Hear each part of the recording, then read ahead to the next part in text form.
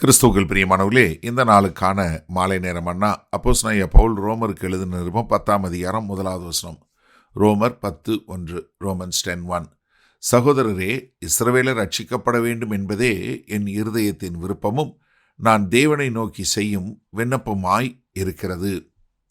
இப்போ அப்போஸ்தலனாகிய பவுல் ரோமர் 9வது அதிகாரத்தில் அவங்க முதல் 3 வசனங்கள் என்ன சொன்னார்? என்னுடைய இஸ்ரவேல் தேச மக்களுக்காக என்னுடைய ரட்சிப்பை நான் கொடுக்க ஆயத்தமாக இருக்கிறேன்னு சொன்னவர் அடுத்து என்ன சொன்னார்?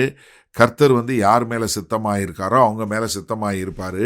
இப்போ நீங்கள் அவருடைய கர்த்தருடைய நீதியை விசுவாசத்தினால நாடாதனால, சுயநீதினால் நாடுனதுனால உங்களுக்கு இடரலாகி போயிட்டீங்க, நீங்கள் ரட்சிக்கப்படலை அப்படிங்கிறத சொன்னால் கூட, இப்போ ஒரு போதகராக அவர் இதுவரைக்கும் இந்த யாத்ராம புஸ்தகத்திலேருந்து ஏசாயா புஸ்தகத்திலேருந்து அவங்களுக்கு கர்த்தத்துவ சொல்லி கொடுத்தவர் இப்போ அவருடைய இருதயத்தை திறந்து காட்டுறார். எப்படி தன்னுடைய மக்கள் ரட்சிக்கப்பட வேண்டும் என்று சொல்லக்கூடியதாக என்னுடைய இருதயத்தின் விருப்பமோ நான் தேவனை நோக்கி செய்யக்கூடிய ஜெபம். அப்போ என்னுடைய இருதயத்தினுடைய விருப்பம் என்ன? நான் என்னுடைய ஜனங்கள் ரட்சிக்கப்படணும். அப்போ அந்த விருப்பம் என்னவா மாறுது? தேவனை நோக்கி ஜெபிக்கக்கூடிய ஜெபமாக மாறுகிறது. ஏன்னா இங்கே அவர் என்ன சொல்கிறாரு? அவர் எப்படி தன்னுடைய சுய ஜனங்களை நேசிக்கிறாரு, கர்த்தருடைய இரக்கத்தின் மேலே எவ்வளவு ஒரு நம்பிக்கையாக இருக்கிறாரு. அது மாத்திரமல்ல, தன்னுடைய ஜெபம் மாற்றும் என்று சொல்லக்கூடிய ஒரு காரியத்தை. அப்போ இஸ்ரவேல் தேச மக்களுக்காக அவர் ஒரு உண்மையான ஒரு மெய்ப்பனை போல ஜெபிக்கக்கூடிய ஒரு காரியம். அப்போ என்ன சொல்கிறாரு?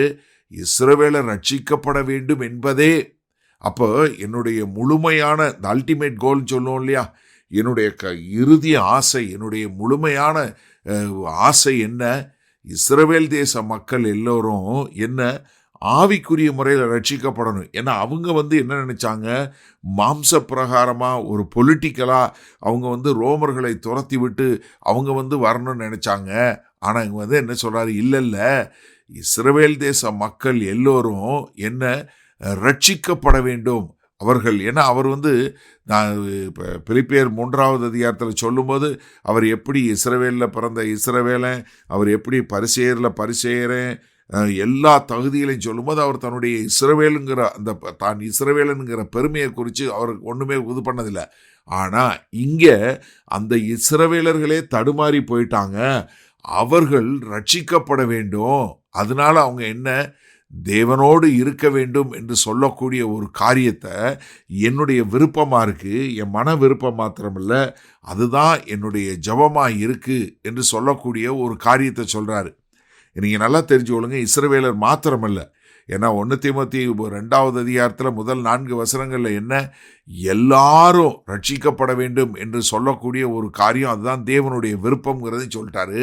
ஆனால் இங்கே இஸ்ரவேல் தேச மக்கள் தடுமாறி இருக்கிறதுனால அவர்கள் ரட்சிக்கப்பட வேண்டும் என்பதே என்னுடைய விருப்பமாய் இருக்கிறது என்று சொல்லக்கூடியதா. சரி, இந்த நாளில் இந்த வசனம் நம்ம எடுத்துக்கொள்வது, அதாவது ஒரு உண்மையான அன்பு இருக்கும்போது நமக்கு என்ன வந்துடும்னா, யாரெல்லாம் ரட்சிக்கப்படாமல் இருக்கிறாங்களோ அவர்களுக்காக ஜெபிக்கக்கூடிய ஒரு இருதயம் வந்துடும். நீங்கள் உங்கள் குடும்பத்தில் யார் ரட்சிக்கப்படலையோ, யாரெல்லாம் ரட்சிக்கப்படாமல் இருந்து உங்கள் கூட வேலை பார்க்குறவங்க, உங்கள் கூட வர்றவங்க, உங்களுடைய நண்பர்கள் அப்படின்னு சொல்லக்கூடியது, அவங்க மேலே உங்களுக்கு ஒரு அன்பு இருந்ததுன்னா என்ன பண்ண ஆரம்பிச்சிருவீங்க? ஆண்டவரே என் நண்பன், ஆண்டவரே என் கூட வேலை பார்க்குறவங்க, ஆண்டவரே என் குடும்பத்தில் உள்ளவங்க, நான் அவங்கள நேசிக்கிறேன், அவங்க ரட்சிக்கப்பட வேண்டும் என்பதே என்னுடைய விருப்பமாக இருக்குது என்று சொல்லக்கூடிய வரும்போது நீங்கள் தேவனை நோக்கி ஜெபிக்க ஆரம்பிச்சிருவீங்க. அப்போ இங்கே பவுலுடைய உதாரணம் என்ன பண்ணுது? நம்மளை ஒரு சவாலுக்குள்ளே கொண்டு போகுதா? நீங்கள் உண்மையிலே ஜனங்களை நேசிக்கிறவங்களா இருந்தீங்கன்னா அவர்களுடைய ரட்சிப்புக்காக, அவருடைய ஆத்தும மீட்பிற்காக எந்த அளவு ஜெபிக்கக்கூடிய மக்களாக இருக்கிறீங்க? அதாங்க நான் உண்மையான அன்பு, உண்மையான தேவ அன்பு என்ன பண்ணோம்? இழந்து போனவர்களுக்காய் உங்களை பரிந்து பேசக்கூடிய மக்களாக இருக்கும். ஆனால் அதே சமயத்தில் என்ன தெரிஞ்சுக்கொள்ளுங்க, ஒருத்தர் மேலே இருக்க மன உருக்கம் என்ன வராது, உங்களை ஃப்ரஸ்ட்ரேட் பண்ணாது. என்ன இவங்க இவ்வளோ சொன்னாலும் நம்மளை நிராகரிக்கிறாங்க. ஏன்னா பவுலை நிராகரித்தாங்க, பவுலை தவறாக புரிஞ்சு கொள்ளாங்க, பவுலை கல்லால் எரிஞ்சு கொல்லணும்னு பார்த்தாங்க. ஆனாலும் பவுல் என்ன பண்ணுறாரு?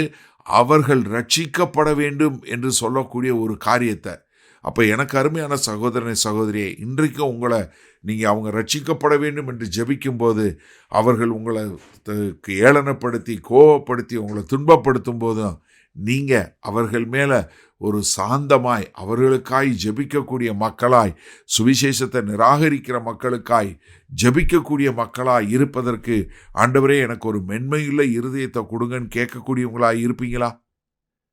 அப்போ உண்மையிலே உங்களுடைய உண்மையான அன்பு என்னன்னு பார்ப்பீங்களா? வல்லபிதாவே, இதோ உண்மையான அன்பு தொலைந்து போன, இழந்து போன, ரட்சிக்கப்படாத ஆத்துமாக்களுக்காய் பரிந்து பேசும் என்பதை நாங்கள் இதோ அப்போஸ்தலனாகிய பவுலுடைய வாழ்க்கையிலிருந்து பார்க்கிறோம். அந்த சவாலை எடுத்துக்கொண்டு நாங்களும் அப்படிப்பட்ட மக்களுக்கு ஜெபிக்கிறவர்களாய் இருக்க எங்களை ஒப்புக் கொடுக்கிறோம். இயேசு கிறிஸ்துவின் மூலம் பிதாவே, ஆமேன்.